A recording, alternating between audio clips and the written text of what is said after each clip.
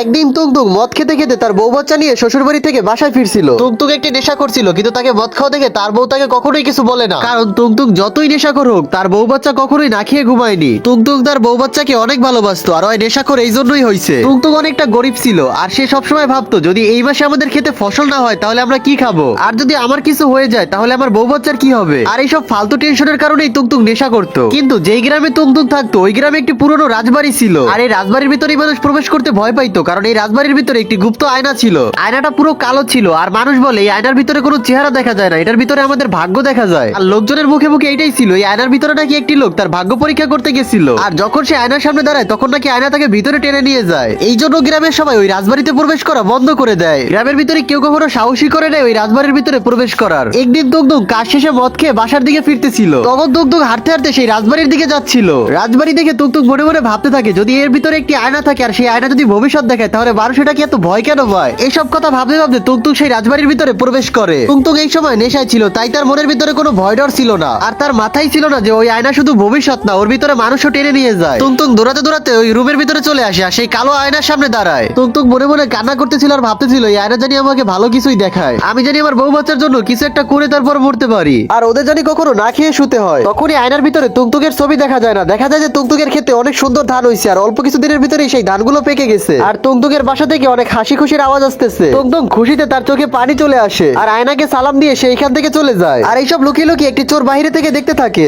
আর চোরটি মনে মনে ভাবে যে গ্রামের লোক এইসব ফাও কথা বলছে, এই আয়নার ভিতরে তো ভালো কিছু দেখায়, আমিও আমার ভবিষ্যতে এই আয়নার ভিতরে দেখবো। গ্রামের মানুষ তার নিজের স্বার্থে এটাকে ব্যবহার করতো, আর আমাদেরকে বলতো যে এর ভিতরে নাকি মানুষ নিয়ে যায়। এইসব কথা বলে চোরটি সেই আয়নার সামনে দাঁড়ায়, আর চোরটি আয়নার সামনে বলে আমি ব্যাংক লুট করবো, সবার ঘর আমি চুরি করবো, আর আমি অনেক বড় কোটিপতি হব, সবাই আমাকে সম্মান করবে। তার আগে বন্ধুরা অনেক কষ্ট করে ভিডিও বানাই, তোমরা ভিডিওতে একটা লাইক দিয়ে চ্যানেলটাকে সাবস্ক্রাইব করে দাও। লাইক সাবস্ক্রাইব করলে তো তোমাদের হাতে ব্যথা হবে না, উল্টা আমার ভিডিও বানানোর আগ্রহটা আরো দ্বিগুণ বেড়ে যাবে। যখন চোরটার এইসব কথা বলা শেষ হয় তখন সে আয়নার ভিতরে দেখতে পায় সে একটি লকআপে বন্দী। এটা থেকে চোর অনেকটা রাগান্বিত হয়ে যায়, আর বলে এই আয়না সব মিথ্যা জিনিস দেখায়, আমি এটাকে এখনই ভেঙে ফেলবো। তখনই চোরটা হাতে একটা হাতুড়ি নিয়ে সেই আয়নাটাকে ভাগার চেষ্টা করে, আর আয়নাটায় অনেক জোরে কাঁপতে থাকে, এমনকি সেই চোরটাকে ভিতরে টেনে নিয়ে যায়। তো বন্ধুরা ভবিষ্যৎ দেখার জন্য কোনো জাদুর আয়নার প্রয়োজন হয় না, সত্য হলো এইটাই, মানুষের কর্মই তার ভবিষ্যৎ। যদি ভিডিওটা একটু ভালো লাগে তাহলে অবশ্যই কষ্ট করে চ্যানেলটাকে সাবস্ক্রাইব করে দিও।